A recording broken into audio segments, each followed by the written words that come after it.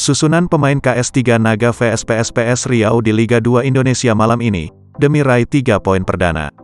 Pertandingan menarik bakal berlangsung di Grup A Liga 2 Indonesia.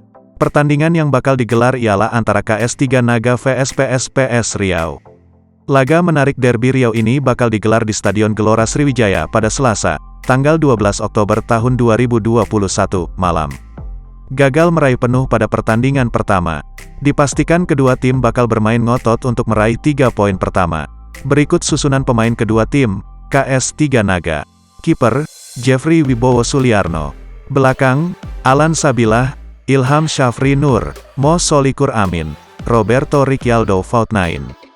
Tengah, Delivio Ricard Mamuka, Gulam Fatkur Rahman, Kapten, Syarifuddin Hidayatullah.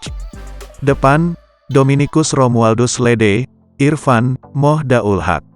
Pelatih, Feriandes Rozialta, PSPS Riau.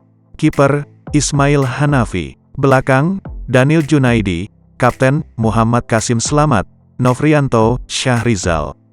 Tengah, Fadau, Kevin Dwi Yulian Putra, MR Hidayatullah, Randy Saputra, Zamroni.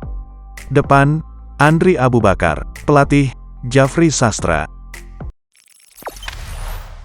Jangan lupa subscribe, share, komen, dan like ya.